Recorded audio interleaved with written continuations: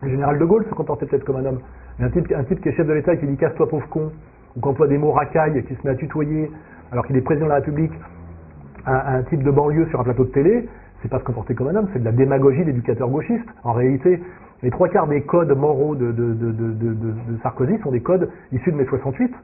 Hein, le bling-bling, l'ostentation, la transgression, voler un stylo plume après avoir signé un registre officiel dans une réunion à l'étranger. Ils volent le stylo. On le sait tout ça. Non.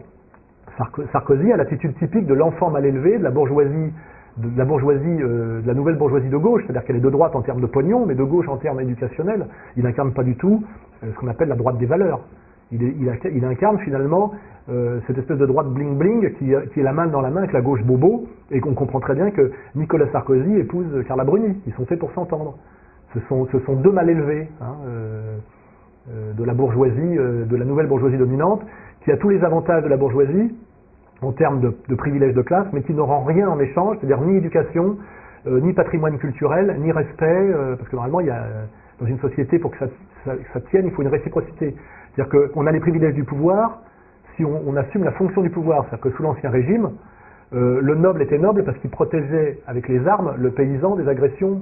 C'est-à-dire que c'était la légitimité de l'homme, du noble, c'est que le paysan lui donnait à manger parce qu'il protégeait le paysan. Le jour où la noblesse, et ça passe par Versailles, n'a que les avantages de la noblesse, mais plus aucun des responsabilités qui va avec, c'est notamment l'homme d'armes, et qu'il est identifié comme purement parasitaire, il n'est pas loin de perdre le pouvoir. Hein, c'est ça l'histoire.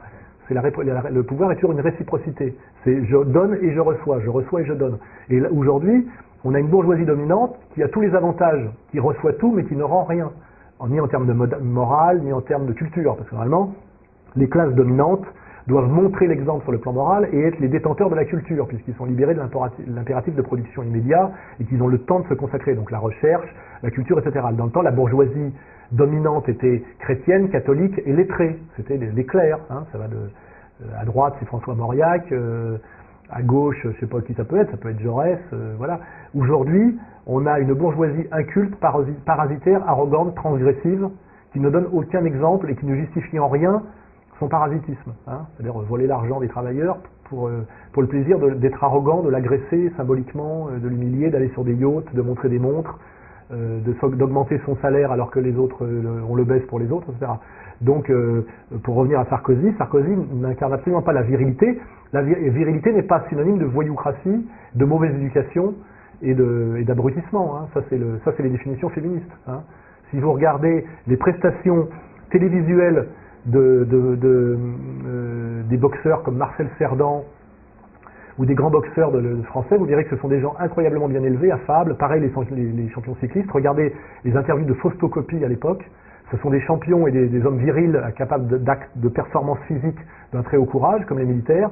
Ils s'expriment parfaitement bien, dans une langue châtiée, respectueux, se comportent avec leurs épouses de manière totalement respectueuse. On sait par exemple que Sarkozy a frappé 2 fois sa femme, hein, celle d'avant.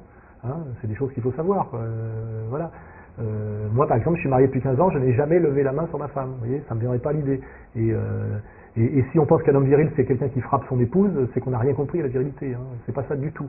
Donc là, tous ces contresens sont dus à la bêtise, aux mensonges et aux erreurs du féminisme.